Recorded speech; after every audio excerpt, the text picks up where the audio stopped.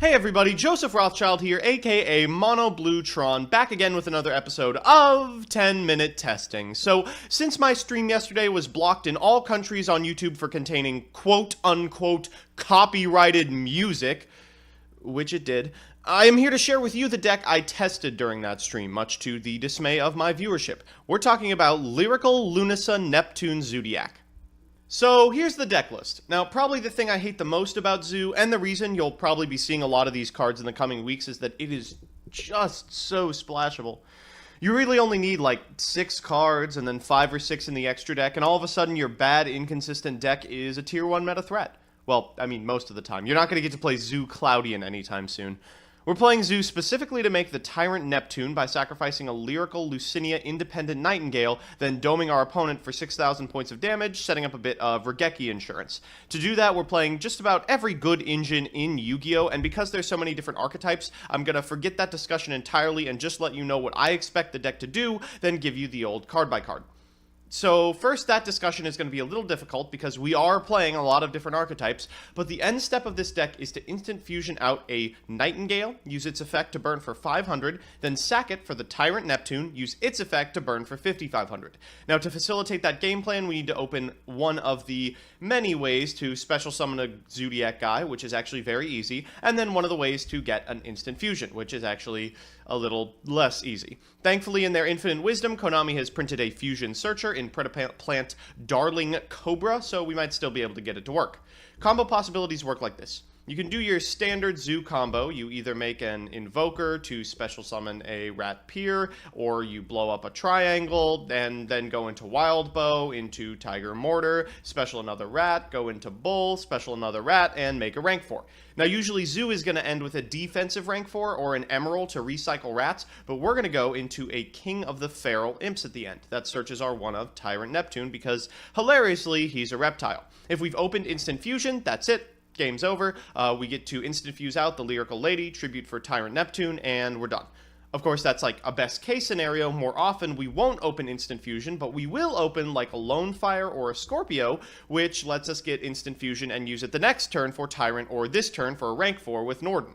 And with Brilliant Fusion, we're able to snag another normal summon, so maybe we don't even have to wait until next turn. So, with that out of the way, here are the card choices. First is the Big Daddy himself, the Tyrant Neptune. He has 0 attack, he costs 1 or 2 tributes, depending on what you want. He gains the attack and effect of one of the monsters used to tribute for him, and since Lyrical Lucinia does burn damage based on its level, this catastrophe can hit your opponent for like a Brazilian damage. More importantly, he can't be killed by the Dark Holes and Regeki that people will be mainboarding against these Zodiac creatures. Next, we have the Zoo Men themselves, the ever-powerful Rat Pier with his awkward fourth friend, the Whip Tail, which can be attached at instant speed to one of your Beast Warrior XYZ monsters to banish both it and your monster, which comes in handy when you're trying to protect your own Trident. Next are the Terror of the ban list, Speedroid Terror Top, and one Takatomborg. Enjoy these while you can, folks. You're using these to make Invoker and Rat Pier, Garnet for an extra normal summon and to brick up our hands, number 1 draw target in the deck, 3 Lone Fire to find our 3 Orpheus Scorpion, which can search our 2 Darling Cobra. We have to, of course, play 2 because, unfortunately, it does not get from hand. Hilariously, this can also find our Brilliant Fusions, but usually we're going to be using it to get an instant. After that, we have our hand traps, 2 Ghost Ogre and Zodiac Killer for the Brilliant Fusions, and also because they're good, and 2 Maximum Crisis C. Spells are just 3 Brilliant Fusion, 3 Instant Fusion, 2 Tween Tweesters, 3 Barrage, or Elemental Triangle, whatever you want to call it, and 3 Tanky, which honestly aren't great, and some members of the chat had very vocal opinions about, but I've left them in just because they allow us to play the oh god I bricked game where we have to find Zodiac monsters and just play Zoo like it's early 2017 and we don't have better things to be doing. In the traps, we have the old terrible threesome, 1 Vanities, 1 Solemn Strike, and 1 Solemn Warning. Once we get to our extra deck, there's a little bit to discuss. We have exactly the right number of fusions, a Seraphonite, a Norden, and a Lyrical Lucinia, 6 Zoo Exeses, we have 1 Tiger Mortar, 2 Trident, 1 Wild Bow, and 2 Broad Bull, 1 King of the Feral Imps, 1 Castel, 1 Emerald, 1 Totem Bird, 1 Gram Pulse, and target numero uno for the ban list, 1 MX Saber Invoker. So let's jump into the games and see how these play out. So our first matchup is up against Eidolons. Now, Eidolon versus Zodiac is a matchup that I expect to see a lot of in the coming months, not because I think Eidolon is as competitive or powerful or consistent as Zodiac, but because I think the people running YCSs are not going to want to show endless Zodiac mirrors, and they'll probably scrounge out the couple of Eidolon players in order to balance things out. We have the exciting advantage of going first. We can make our entire combo with this hand, so we will do that. We'll start off with an elemental triangle or a barrage to get Rat Pier, overlay in a wild bow, overlay in a tiger mortar, special summon another Rat Pier, overlay into Broad Bull, special summon another Rat Pier, go into King of the Pharaoh Imps, detach, make a Lyrical Lucinia with our instant fusion, and sack for the Tyrant Neptune. So that's the entire combo. We do get to target with Tyrant Neptune, the Lyrical Lucinia in graveyard, so just worth discussing. DD Crow does fuck this up a little bit, and then we get to dome our opponent down to 2,000 health. At the end, we make Drancia, we go ahead and tanky our way to a, what is this, Whiptail, and we'll set this Solemn Warning. So things are looking up. Our opponent is going to start by drawing 3 copies of the same card, playing one of them, of course, and then discarding another 2 Twin Twisters. We'll go ahead and blow that sucker up with our Trident, and then afterwards, he can't activate another one because it has a once per turn clause, and we win. So obviously that matchup was not super competitive, and I'm sure now that you can see the super heavy samurais on the screen, you are about to berate me in the comments section for only showing games where I pub stomp people on Checkmate, but don't worry, I promise I do lose one of these. We do get to start here, but unfortunately we can't make the Tyrant Neptune first turn. I don't really want to sit around and wait for it, to be honest, so we'll just do the standard Zodiac combo, Invoker into Rat Pier into Wild Bow, into Tiger Mortar, summon a Rat Pier, go into Broad Bull, summon another Rat Pier, and then we'll go into instead an Emerald and shuffle a bunch of guys back. This allows us to do the combo next turn because we have a couple of Molmarats. We get to draw a card, we get to normal summon our Orpheus Scorpio, make another rank 3. I decided to go for Gram Pulse just because at this time I wasn't playing Totem Bird in the extra deck, and that was the best defensive option I had. At the end, we'll play Drancia or Trident, whatever you want to call him, and end our turn. Our opponent is going to start off by normal summoning a, what is this card?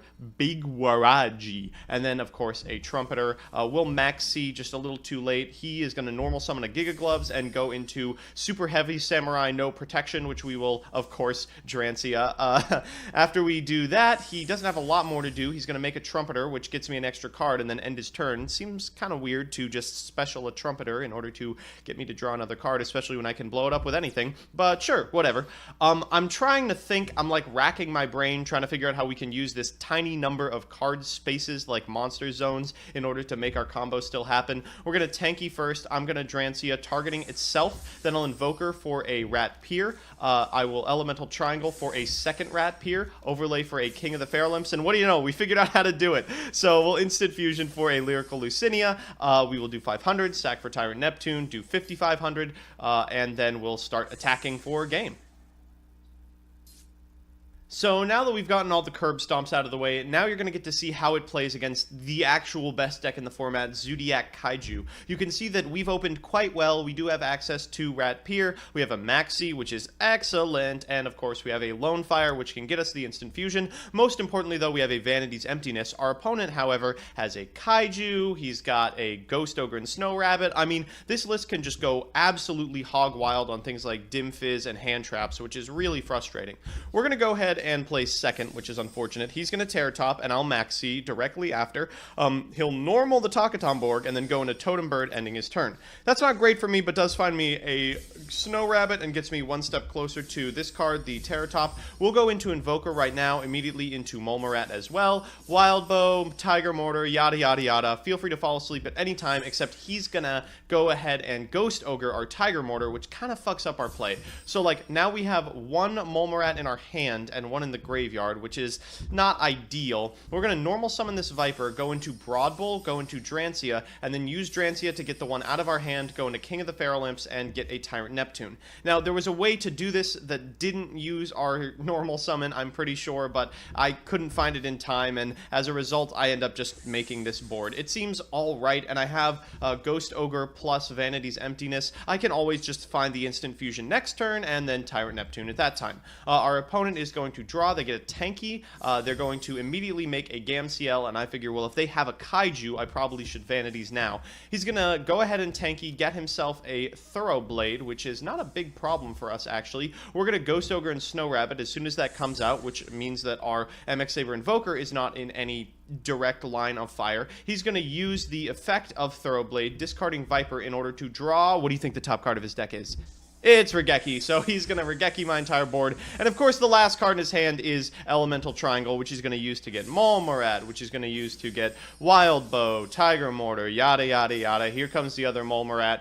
Here comes Molmorat from Grave Attached, and here comes the Broad Bull. Here comes the Emerald. Okay, so we're not in a great spot right now. He's plussed a whole bunch of times, which is not particularly good for us, and he hasn't had to destroy his Elemental Triangle with his Elemental Triangle, so he can just do it again next turn. We really need to draw an instant fusion here. At the very best, we can use Lone Fire in order to get a copy of Orifice Scorpion in order to get an instant fusion, but that requires him to not Drancia, which of course he's going to do. I fire off this Tanky and hilariously have no targets. We can still draw instant fusion and do well because he is at 6,000, but it's looking less and less likely by every passing minute. It's at this point that I realize there's actually a window of opportunity for him to destroy the Tyrant Neptune when he targets Lyrical Lucinia in Graveyard, so truthfully, instant fusion isn't even an out as long as he Drancias correctly, and what do you know, in a shocking twist of fate, we lose. So we're back with the deck. I had really hoped the inclusion of Instant Fusion in the Tyrant Neptune would be some cool, searchable tech in an existing Zodiac build, but unfortunately, the staple, boring-ass board of Make Drancia and a rank 4 turn 1 is just so much better and so much more consistent. You saw in the games, while we did have the opportunity to open the Tyrant Neptune a couple of times, it wasn't really particularly better than just making the casual Zodiac board, and I think we have a lot more bricks than the average Zodiac deck for just a slightly higher trade-off in power. I don't think the things we're doing are much better against the meta than anything else. Certainly, if the only thing Zodiac had to worry about was Dark Holes and Regeki, this might be worth consideration, but as you saw in that last game, a lot of people are playing Kaiju right now. They're very, very good, and the one thing that Tyrant Neptune cannot abide is Kaiju, so it's not a good meta call. It is powerful, but does reduce consistency from the normal Zodiac build, and as a result, I'd probably just play Kaiju instead. So that's that. I hope you enjoyed watching me try to have a little bit of fun with the archetype we're all going to learn to hate. If you want to see me play the decks I make on this show on stream, I'm on Twitch every Monday and Wednesday from 10 to noon Eastern Standard Time. Link is in the description. And if you have a certain deck or archetype you want me to play on a future episode of this show, let me know in the comments section below and I will do my best to accommodate you. Otherwise, I'll see you Tuesday.